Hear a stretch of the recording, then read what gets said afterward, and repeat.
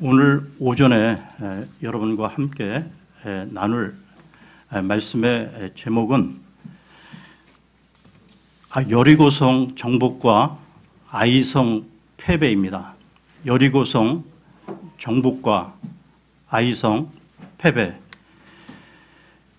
지난 시간에 신명기 말씀 가운데 모세와 같은 한 중재자라는 제목으로 복음의 말씀을 나누었는데요. 오늘은 여호수아기로 넘어와서요. 여호수아기 전체 중심 메시지와 관련해서 말씀을 나누겠습니다. 그러면 여호수아기 1장 1절에서 2절을 보겠습니다. 여호수아기 1장 1절에서 2절입니다.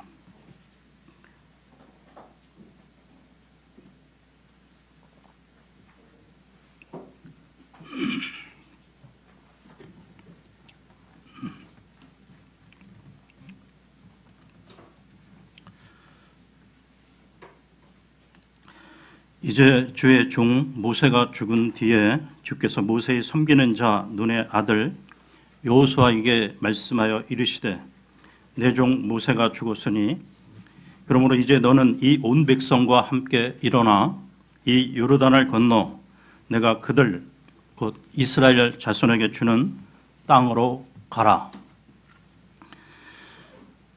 신명기 마지막 장인 이 34장에 보면 모세는 모압 평야 느보산에서 120세의 나이로 하나님의 부름을 받게 되는데요. 40년간 하나님의 손에 이끌려 이스라엘 백성들을 인도했던 모세는 자신의 사명을 다 감당하고 하나님의 부름을 받은 것입니다.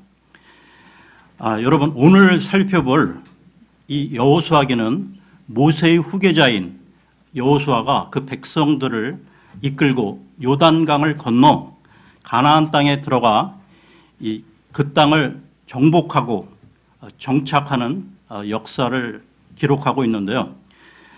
총 24장으로 되어 있는 여호수아기는 두 부분으로 구성되어 있습니다.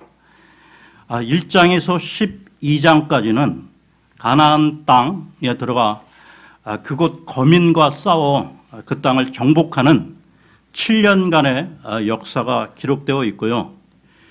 두 번째 부분인 12장에서 마지막 장 24장까지는 정복한 땅을 12지파에게 분배하는 약 18년간의 역사가 기록되어 있습니다. 다시 말씀드리면 여호수아기는 이스라엘 백성의 가나안 땅 정복과 그 땅 분배의 역사 25년을 기록한 책인 것입니다. 하나님은 이스라엘 백성들에게 가나안 땅을 주시겠다고 이미 창세기에서 약속하셨는데요. 창세기로 가겠습니다. 창세기 17장 8절을 보겠습니다. 창세기 17장 8절입니다.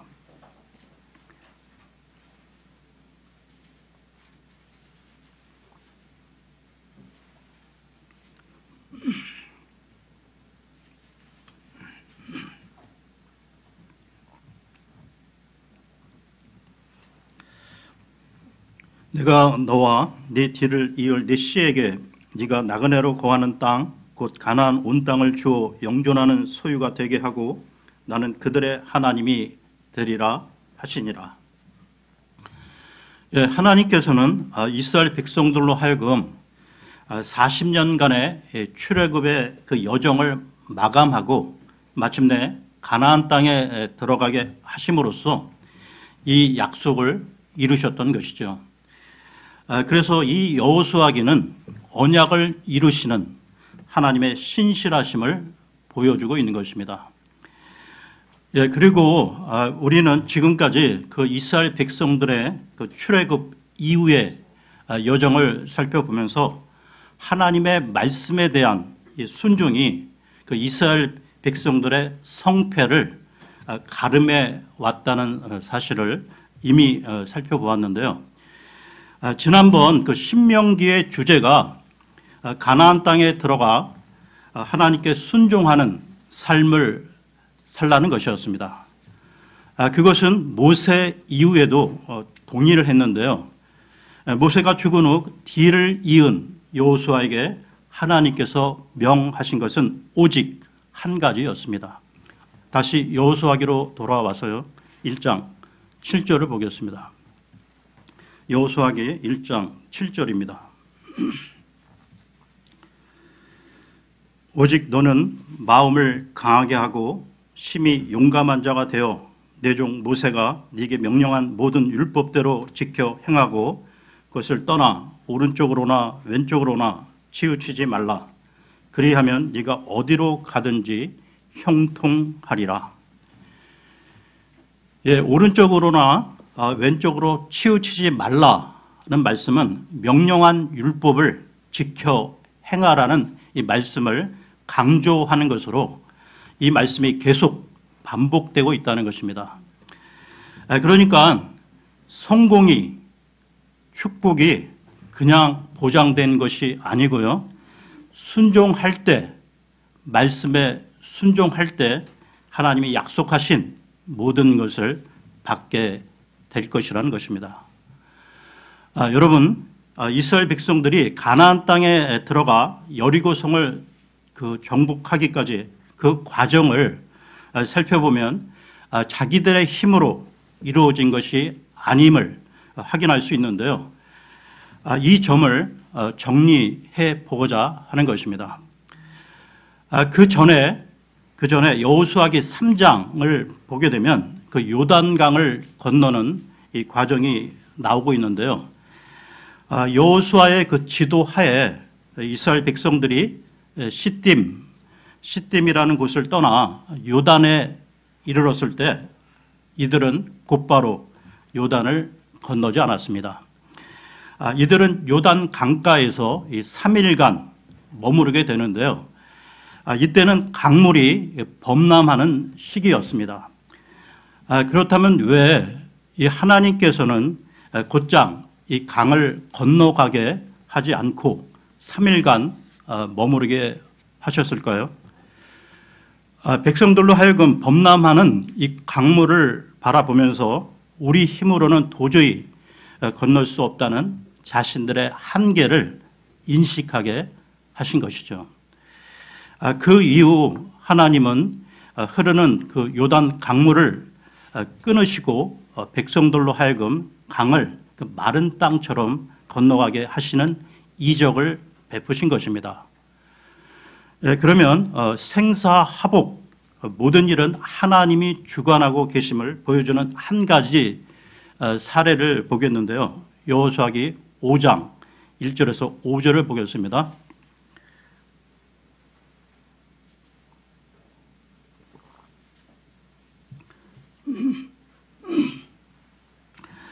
(5장) 1절에서 5절입니다.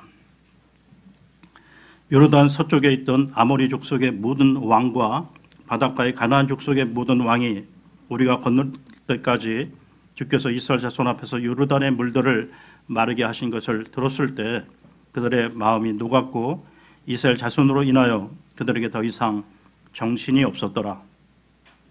그때 주께서 여호수아에게 이르시되 너는 예리한 칼을 만들어 다시 이스라엘 자손에게 두 번째 할례를 행하라 하시매 여호수아가 예리한 칼을 만들어 포피산에서 이스라엘 자손에게 할례를 행하니라. 여호수아가 할례를 행한 까닭은 이러하니라. 이집트에서 나온 온 백성 중에서 남자들 곧 모든 군사는 이집트에서 나온 뒤 광야에서 길에서 죽었으며 이제 거기서 나온 온 백성은 할례를 받았으나 그들이 이집트에서 나온 뒤 광야에서 길에서 태어난 온 백성에게는 할례를 행하지 아니하였더라. 이스라엘 백성들이 요단강을 건너 길갈이라는 곳에 도착했는데요. 이때 곧바로 이 가나안 정복에 나서지 않았다는 것입니다. 그러니까 어쩌면 이 기적적으로 이 강을 건너고 그 결집된 그 높아진 사기를 모아 가나안 정복에 나서는 것이 훨씬 효과적이었을 텐데, 그러나 지금 읽은 여호수아기 5장이 보여주는 것처럼 하나님은 그렇게 하도록 지시하지 않았다는 것입니다. 그러니까 오히려 그때 하나님은 모든 이스라엘 남자들에게 할례 받기를 명하셨는데요. 바로 무수한 적들 앞에서 말입니다. 그러니까 가나안 족속들이 이 전열을 가다듬고 전투 태세를 갖추고 있는 그 적전에서 할례를 요구하신 것이죠. 모든 이스라엘의 남자들이 이 할례를 받는다면 적어도 며칠간은 아무것도 할 수 없게 되는 것입니다. 지금 이 상황이 이해가 안 되는 분들은 창세기 34장에 나오는 이 할례와 관련된 큰 사건을 보시면 이해가 되실 텐데요. 그러므로 이때 가나안 거민이 공격해 온다면 꼼짝없이 전 이스라엘이 몰살을 당하고 마는 상황인 것입니다. 이스라엘의 그 할례는 적전에서 이 무장 해제와 동일한 것인데요. 그런데도 불구하고 순종했다는 것입니다. 어떻게 되었을까요? 아무 일도 없었습니다. 이 일을 통해 전쟁에서의 승리는 인간의 능력이나 조건에 있지 않고 하나님께 대한 순종에 있다는 사실을 다시 한번 교훈해 주고 있는 것입니다. 그러면 다음 장인 6장으로 넘어가서요. 여호수아기 6장에는 많은 분들이 알고 계시는 여리고성 이 함락에 대한 기록이 나오고 있습니다. 여리고성을 함락할 때 하나님이 지시하신 그 정복 계획은 그 누구도 이해할 수 없는 전략이었는데요. 여호수아기 6장 3절에서 5절을 보겠습니다. 6장 3절에서 5절입니다. 너희 모든 군사는 그 도시를 에워싸고 도시 주위를 한 번씩 돌되 너는 엿새 동안을 그리 할지니라.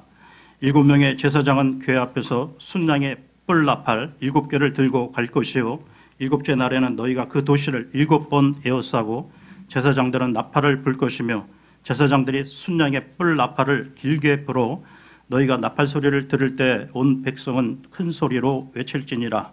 그리하면 그 도시의 성벽이 납작하게 무너져 내리리니 백성은 각각 곧장 자기 앞으로 올라갈지니라 하시니라.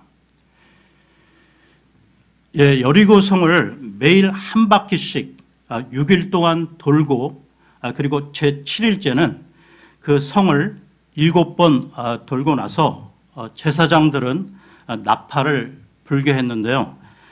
그리고 그 나팔 소리를 들을 때 온 백성으로 하여금 큰 소리로 외치게 했던 것입니다. 성경 고고와 그 역사 발굴에 따르면 여리고성은 천혜의 그 요새 지역에 위치한 난공불락의 성으로 이중 성벽으로 되어 있었다고 하는데요.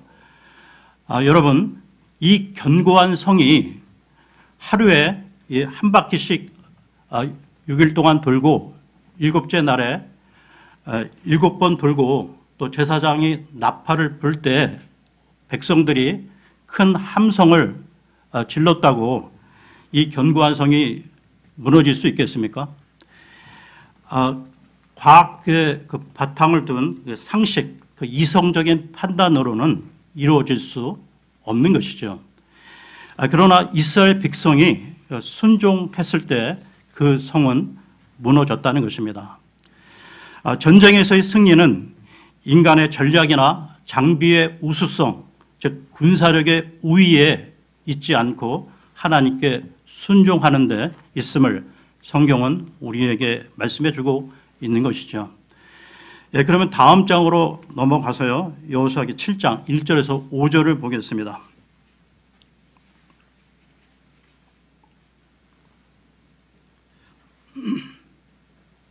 7장 1절에서 5절입니다.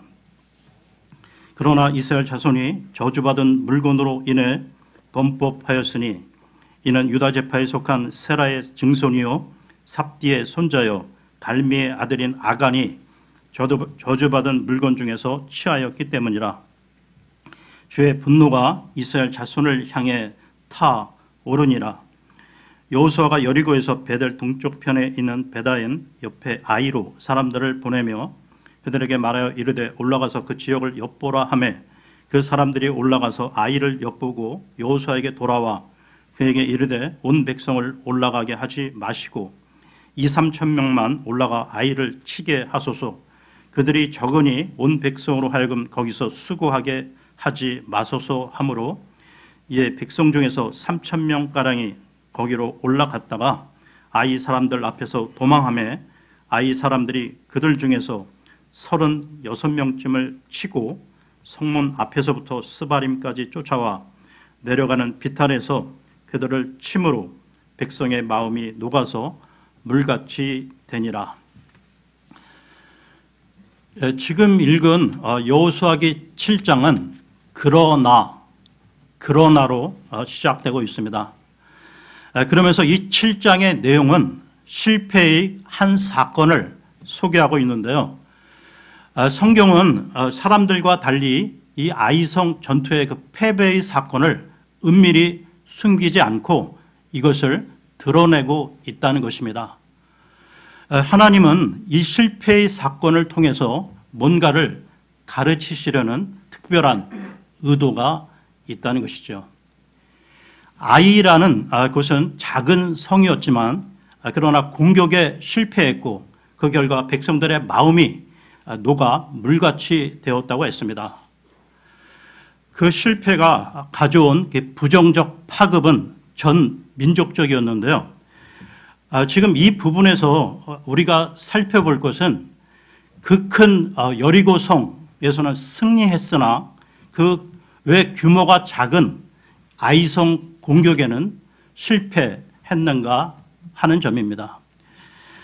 이 질문에 대하여 세 가지로 답할 수가 있는데요. 첫 번째는 하나님과 교제하지 않았다. 즉 하나님께 묻지 않았다는 것입니다.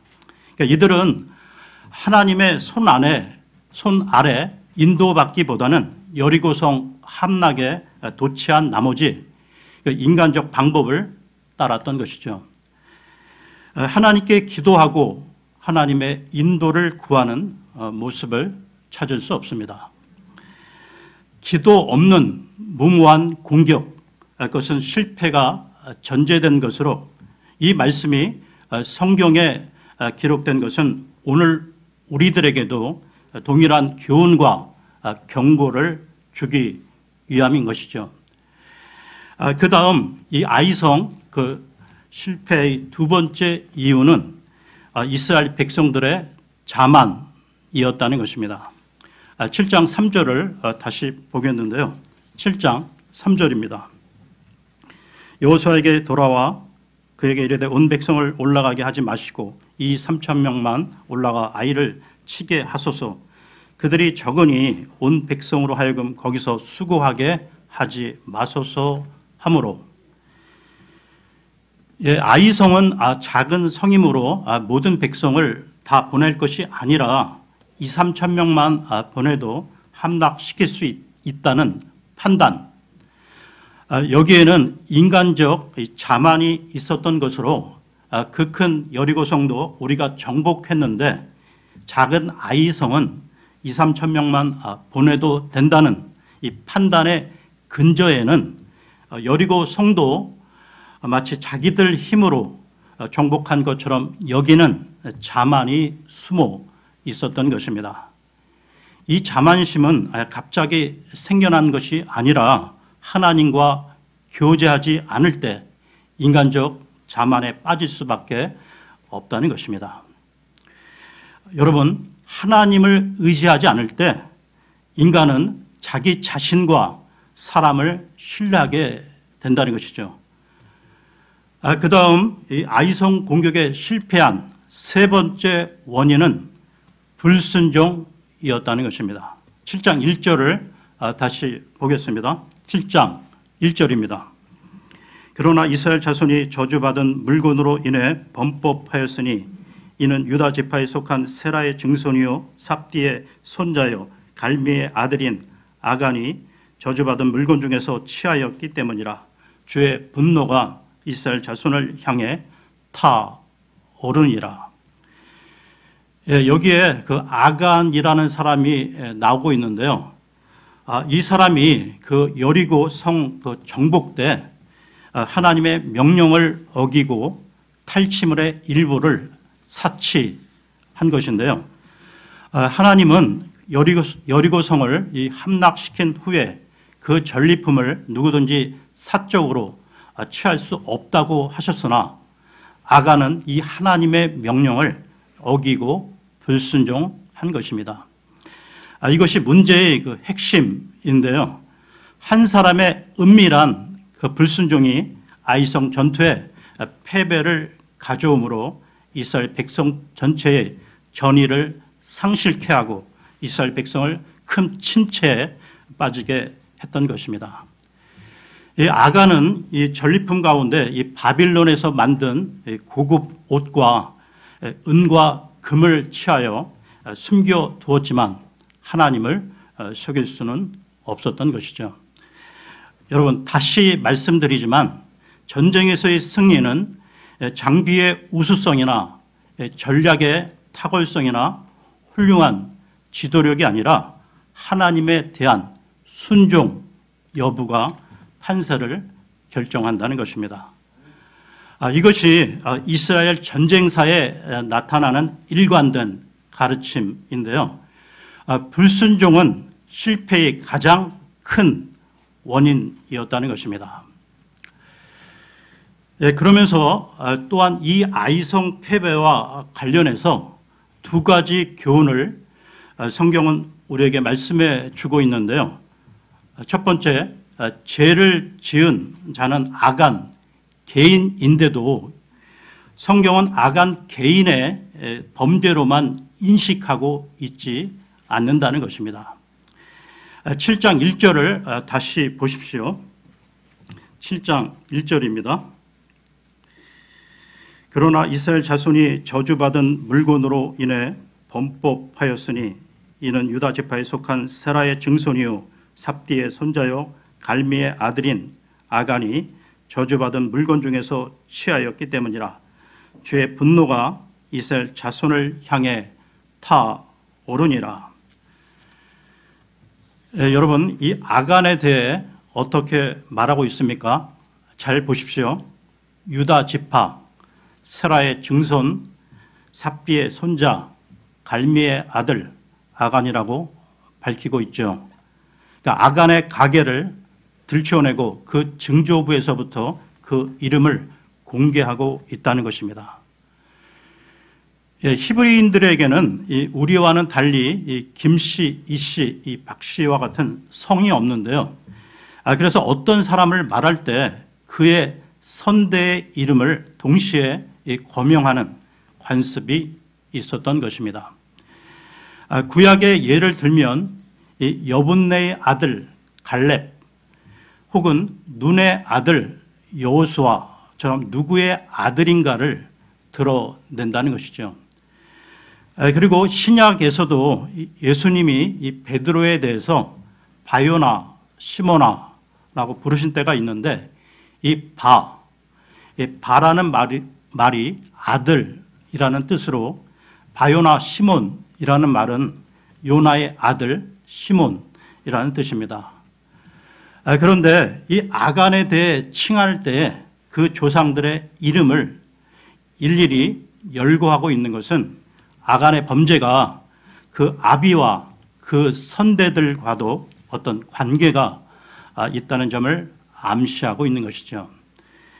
이 말씀은 그 아간의 범죄에 대해 그 아비 갈미도 책임이 있고 조부인 삽디도 증조부인 세라도 부분적인 책임이 있다는 것입니다.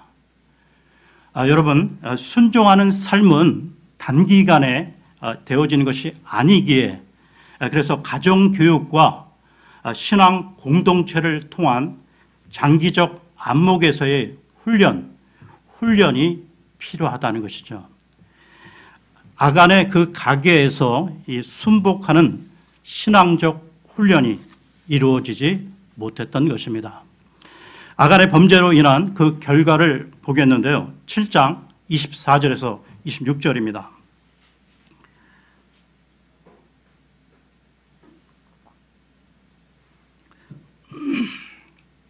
7장 24절에서 26절입니다. 여호수아와 온 이스라엘이 사라의 아들 아간을 붙잡고 은과 옷과 금동이와 그의 아들 딸들과 소와 나귀와 양과 장막과 그에게 속한 모든 것을 데리고 아골 골짜기로 가서 여호수아가 이르되 네가 어찌하여 우리를 괴롭게 하였느냐 주께서 이날 너를 괴롭게 하시리라 하매 온 이스라엘이 그를 돌로 치고 그들을 돌로 친 뒤에 불로 태우며 그의 위에 돌무더기를 크게 쌓아 이날까지 이르게 하였더라. 이에 주께서 자신의 맹렬한 분노에서 돌아서시니 그러므로 그곳의 이름을 이날까지 아골 골짜기라 하였더라.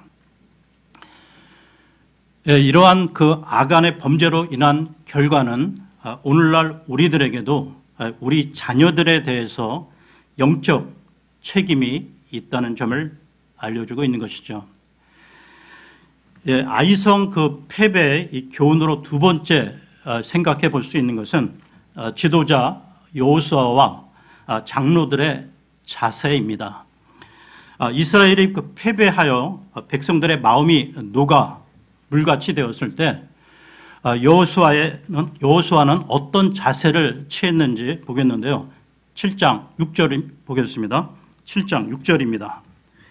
여호수아가 자기 옷을 찢고 이스라엘 장로들과 함께 주의 궤 앞에서 땅에 얼굴을 대고 엎드리며 머리에 흙을 끼얹고 저녁 때까지 있다가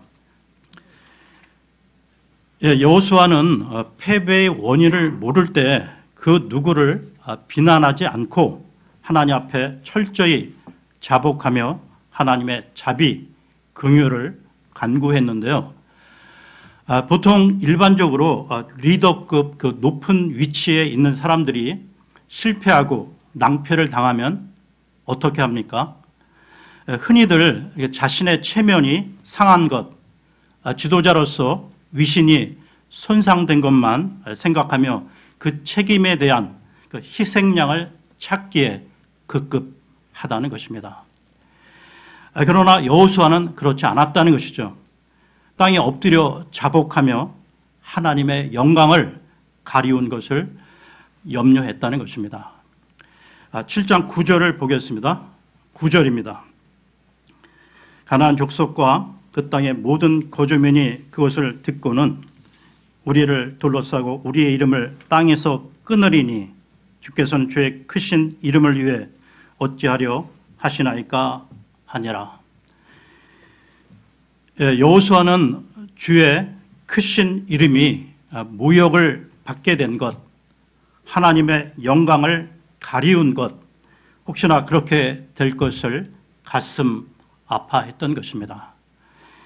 이것이 영적 지도자들 뿐만 아니라 모든 그리스도인들이 삶의 위기를 만났을 때 취할 자세라는 것이죠.